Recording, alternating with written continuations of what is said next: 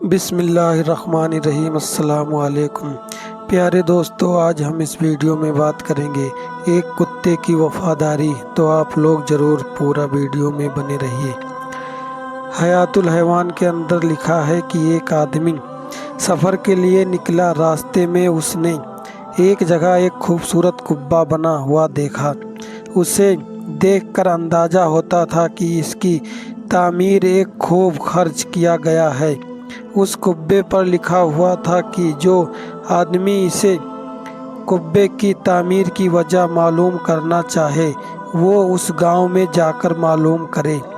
उस आदमी के दिल में चस्का पैदा हुआ। गांव में जाकर उस कुब्बे की तामीर की वजह मालूम करनी चाहिए। उस गांव में गया और लोगों से पूछना शुरू कर दिया।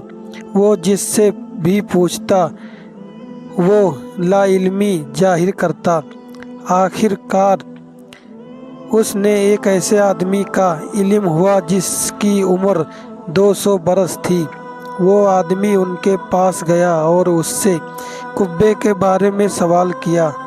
उस बूढ़े आदमी ने बताया कि मैं अपने वालिद से सुना करता था कि उस कुब्बे में एक जमींदार रहता था। उसके पास एक कुत्ता था जो हर वक्त उसके साथ रहता था और किसी वक्त भी उससे अलग नहीं होता था।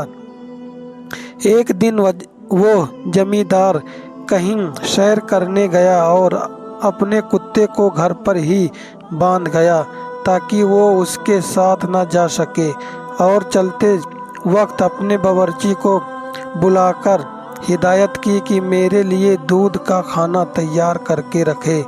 जमींदार वो खाना बड़े शौक से खाता था। जमींदार के घर में एक गूंगी लड़की भी थी। जब जमींदार बाहर गया तो वो लौंडी उस बंधे हुए कुत्ते के करीब जाकर बैठ गई। कुछ देर बाद जमींदार के बावर्ची ने उसके लिए दूध का खाना तैयार किया और उसको एक बड़े प्याले में रखकर उसी गूंगी लड़की के कुत्ते के करीब लाकर ऊंची जगह पर रख दी ताकि जब जमींदार वापस आए तो उसको आसानी से खाना मिल जाए। जब बावर्ची खाना खाकर चला गया तो एक काला नाग उस जगह पर आया और उस ऊंची जगह पर जा चढ़कर उस प्याले में से दूध पीकर चलता बना। कुछ देर के बाद जब जमींदार वापस आया और उसने अपना पसंदीदा खाना तैयार में रखा हुआ देखा तो प्याला उठा लिया और जैसे ही उसको खाने का इरादा किया तो गूंगी लड़की ने बड़े जोर से लाजी